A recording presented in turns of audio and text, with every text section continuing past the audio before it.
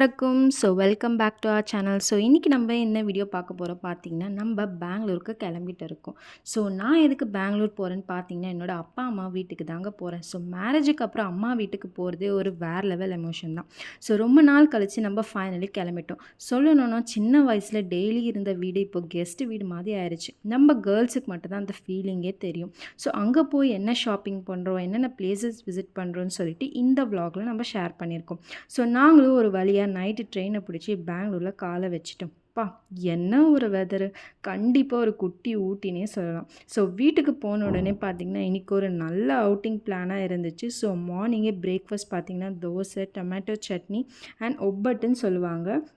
But இங்கே வந்து பார்த்திங்கன்னா அது போலி. வீட்டில் செஞ்சுருந்தாங்க. எல்லாமே சாப்பிட்டு மத்தியானத்துக்கு ஒரு நல்ல நான்வெஜ் ஃபெஸ்ட் வந்து ரெடி பண்ணியிருந்தாங்க. சிக்கன் பிரியாணி தான். இது வந்து பார்த்திங்கன்னா நம்ம பெங்களூர் ஸ்டைல் சிக்கன் பிரியாணி எங்கள் அம்மா பண்ணுது. அந்த வீடியோ நீங்கள் செக் பண்ணலன்னு பார்த்தீங்கன்னா கண்டிப்பாக டிஸ்கிரிப்ஷனில் தர போய் செக் பண்ணி ட்ரை பண்ணி பாருங்கள். அண்ட் அதையுமே சாப்பிட்டு நாங்களுமே ரெடியாக எம்ஜி ரோடுக்கு கிளம்பியாச்சு. எல்லாருக்குமே தெரியும் MG road one of the famous street, ஒரு வைபான பிளேஸ்னே சொல்லலாம். இதுக்கு வந்து பார்த்திங்கன்னா நாங்கள் மெட்ரோ தான் பிடிச்சிருந்தோம். மெட்ரோ வந்து ரொம்ப ஆக்சசிபிளாக இருக்கும், ஈஸியாகவும் இருக்கும். இந்த டிராஃபிக்கில் போகிறதுக்கு மெட்ரோ தான் ரொம்ப ஈஸியான ஒரு டிரான்ஸ்போர்ட்னே சொல்லுவேன். பட் என்ன ஒரு இஷ்யூ பார்த்திங்கன்னா, நம்ம சென்னையை விட இப்போ பெங்களூர் மெட்ரோ சார்ஜ் வந்து டபுள் ஆயிடுச்சு. அது வந்து ரொம்ப கஷ்டமாக இருந்துச்சு. நாங்களுமே ரீச் ஆகிட்டோம். அந்த ஸ்ட்ரீட்ஸ் எல்லாமே பார்த்திங்கன்னா ரொம்ப சூப்பராக இருக்கும். அண்ட் எல்லாருமே எங்கே தான் நடந்து போகிறீங்கடா அப்படின்னு இருந்துச்சு. இங்கே தான் நிறைய அந்த போர்ட்ரேட் ஃபோட்டோகிராஃபர்ஸ் எல்லாமே இருப்பாங்க. நிறைய ஷாப்பிங் பிளேசஸ் இருக்குது. எல்லாருமே நிறைய கப்புள்ஸ் இருப்பாங்க. எல்லாருமே கையில் ஒரு பூ கொண்டு வச்சு தான் சுற்றிட்டு இருந்தாங்க. ரொம்பவே சூப்பராக இருந்துச்சு அந்த ஸ்ட்ரீட்டில் வாக் பண்ணவே.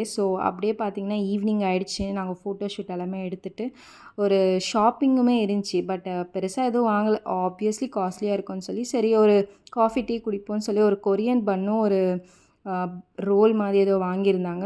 நானுமே லெமன் டீ குடிச்சிட்டு அந்த ஈவினிங் அப்படி தான் போச்சு. அண்ட் அங்கேயே பார்த்தீங்கன்னா மினிசோ ஒன்று பக்கத்துலேயே இருந்துச்சு.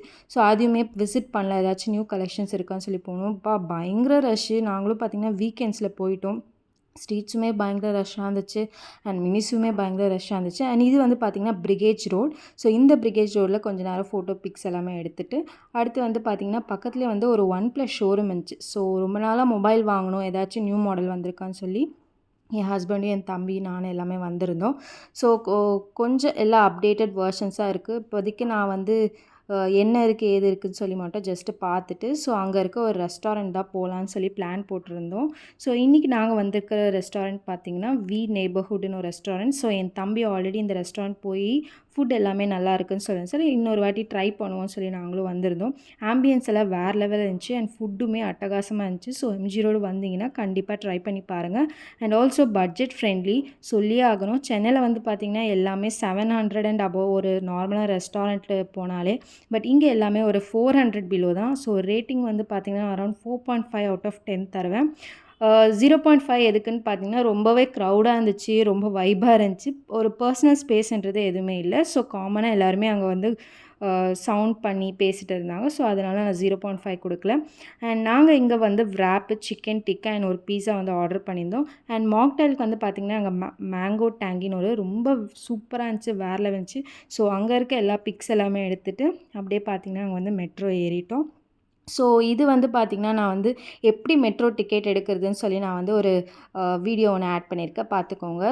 நிறைய பேர் வந்து க்யூவில் நின்று வேஸ்ட் பண்ணாமல் இப்படி ட்ரை பண்ணிங்கன்னா கண்டிப்பாக யூஸ்ஃபுல்லாக இருக்கும்.